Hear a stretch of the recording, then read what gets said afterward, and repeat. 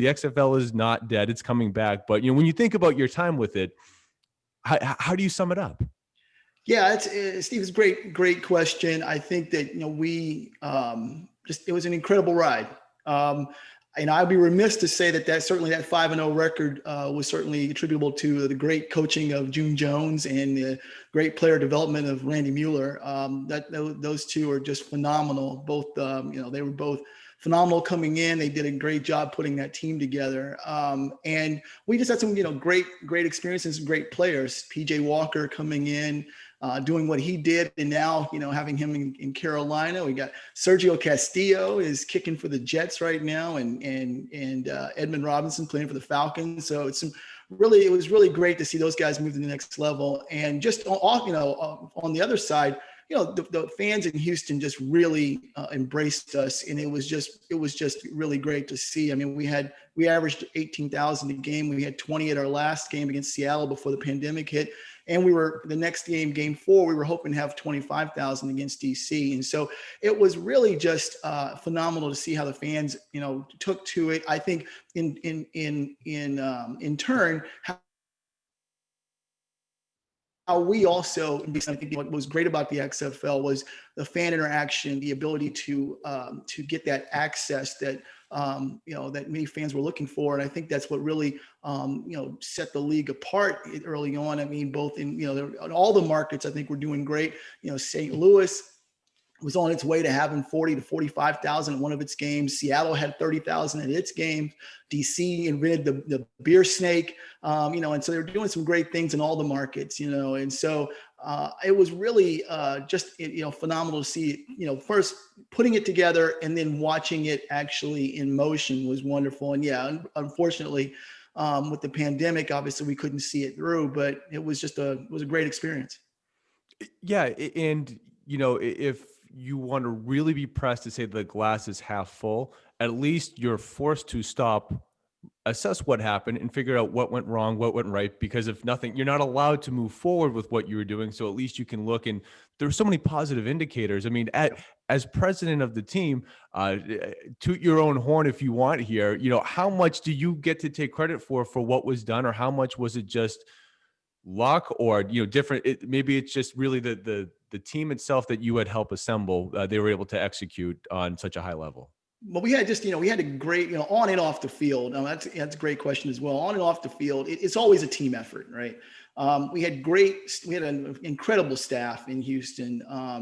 We had people who were so committed to what we were doing, and just were really bringing the best to everything they put together. And so that translated into putting not only a good product on the field but off the field as well. And that goes from there were some very, very, very talented people in the XFL at the league level and at the team level. And it was so I think it's always going to be a team effort. I feel like we put together a very good staff here in Houston, and they, we were doing exactly what we needed to do. And I think, to your point, there's always going to be, in your first season, there's always going to be things where you see and you say, okay, let's make adjustments.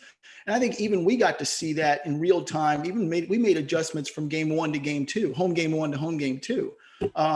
We saw things that needed to be changed. And I think that's always the mark of hopefully, a good program and a good product, is that you can take that chance to look back and say, okay, we've got to improve here, here, and here, and then make those improvements. I always think that we're always trying to improve and be stronger. And so, and I think that with that, we were a very high performing staff, because we were able to look back, make adjustments, and then move forward. And we move forward each game, which I think also, you look at the attendance numbers as well, and just the amount of the news and the kind of the fervor about the team as the season went on. And granted, part of that was as we were continuing to be undefeated, but at the same time, it was also people were going to the games, having a good time, and they were then telling their friends and others about the experiences they were having, and then we'd get more fans. So it was just a really great experience, but none of it couldn't have been done without everybody pitching in as a team effort. I always believe that the sum is only going to be as good as its parts, and if we don't take that approach, we won't be successful. Absolutely. Yeah. And, it's certainly two different realms, right? The football operations, the product on the field, the staff there, and then the fan side, that the experience. I have to ask, just as a football junkie, to see June Jones being the coach there, you're getting offensive firepower.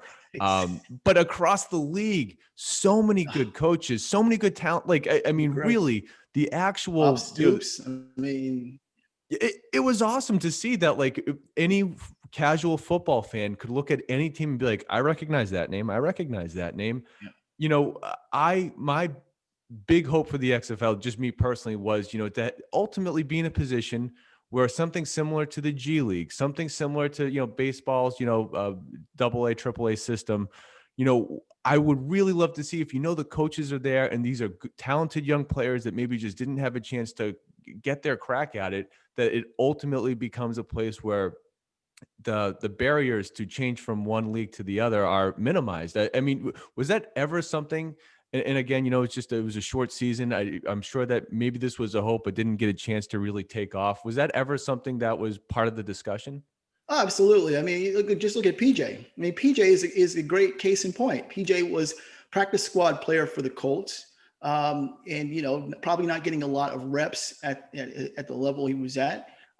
He got an opportunity to come here and demonstrate what he could do, and then he's on the cover of USA Today as I think the title was the XFL's Mahomes. I mean, and that's incredible. Now he's in Carolina, and he started an NFL game and won that game and played very well. And so I think that in and of itself shows that the XFL was giving opportunities to those who might not necessarily have gotten them. And PJ, I think, is a great example of that. Sergio Castillo is another great example where he kicked for us and now he's kicking for the Jets and doing very well up in New York. And so I think that those are experiences, and I'm hopeful for many others as well. Kenny Robinson was drafted, out from St. Louis, and so there's hope that there's a lot of opportunities for those players to demonstrate what they can do in game settings, in kind of and with great competition, and that they'll be able to really enhance their skills and enhance their standing when people are looking at them. Absolutely. But the XFL, while of course they have their legacy of when they were their first iteration, they came this time around on the heels of the AAF, which really lost steam very quickly. Not that I ever would expect you to know the ins and outs of that operation, but I mean, how much did you know enough to sort of sculpt the direction that you wanted to, learn from their mistakes, and particularly as it what I remember the most about the collapse of the AAF was that the funding just was not there, that this was, and that's obviously a very big problem. But number two, they conceptualized themselves as this developmental league, but apparently the NFL wasn't on the same page. So that also kind of seemed to run the ship into the ground really quick. Can you speak at all about what you learned from the AAF situation? Yeah, and I obviously most of my focus was all of my focus was on building our own team and the brand and extending the brand of the XFL. I think I'll speak more generally about it. I think in the sense of, I think when going into, I've had the opportunity and the fortune to be part of two franchises that really were in their nascent stages, both the Roughnecks, then also the Vipers as well. As president of the NBA G League team, was in its second season when I started there. And I think the biggest thing is, and I talk about this with anybody, and I'll say this as well here, is that you have to preach patience. In sports and in many of these endeavors, they're great, but I think sometimes you also have to say, look, this is going to be a process, and it's going to take some time for it to develop. And I think that that's what really is the core message here, even for all the things that we were doing with the Roughnecks. This was a long-term goal. I remember talking to fans, and we were playing at U of H, for example, and U of H's stadium holds 40,000 seats.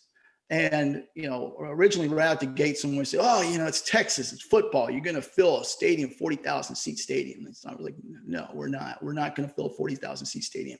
What we're going to do is we're going to work on filling the lower bowl of that stadium, which holds 16,000.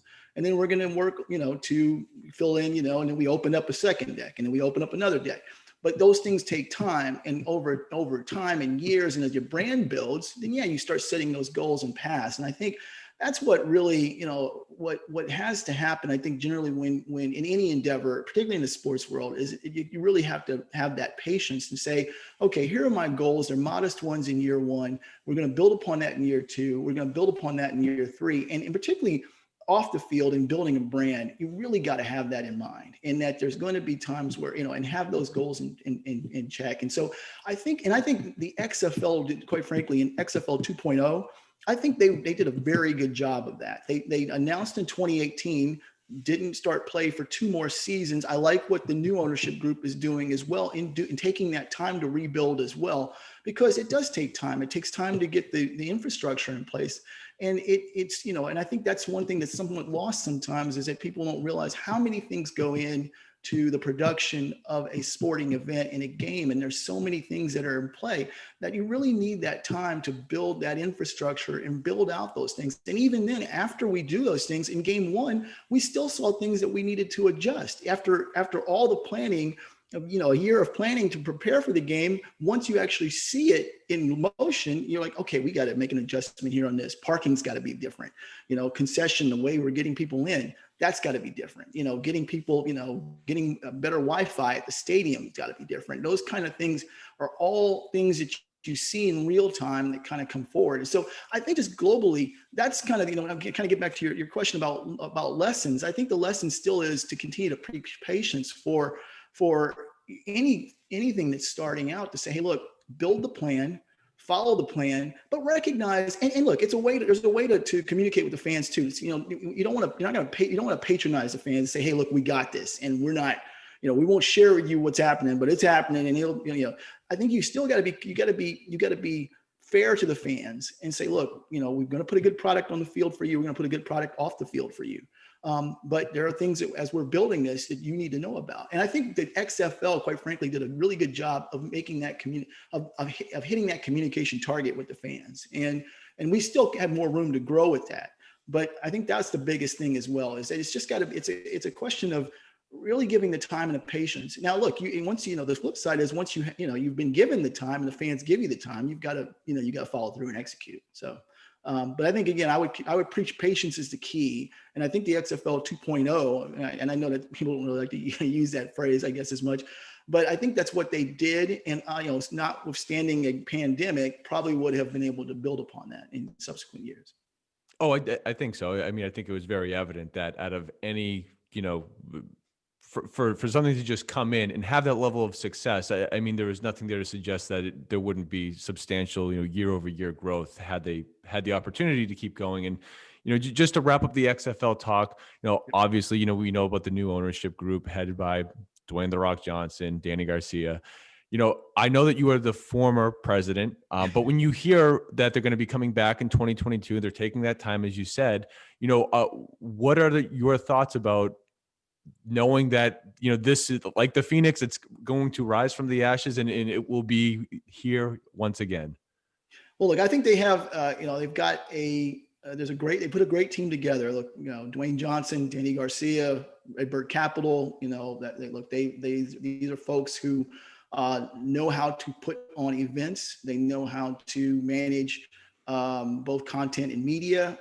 They know how to build sports franchises. So, with that, I think they've got a great group together. And so, I'm very happy that they decided to wait till 22. I think because that gives them a time to get that plan together and really hone the plan down. So I'm excited and hopeful for them to get that going. And I think they've got, some great things to work with. I think each of the markets will still maintain, hopefully, fingers crossed, they maintain those bases of fans. Before the pandemic hit, we were almost at 7,000 season ticket holders. And so, that was a great base for us to build from. And I know that holds true in many of the XFL markets, that they had similar situations with their season ticket bases as well. And so I think that's going to be something they can build from and start with, and then, build around that. And again, I hope that, they'll continue to kind of build that fan-friendly, fan-centric model that was, I think, gaining steam in 2020. And I can't imagine, I don't see, there's no indication to me that they would do anything other than that. I think that they're going to build upon that and just make it a even better product for 22. So I'm excited to see what they do. I'm excited to see how they rebuild it and what their plans are going to be for the next year and a half as they try to get this thing restarted.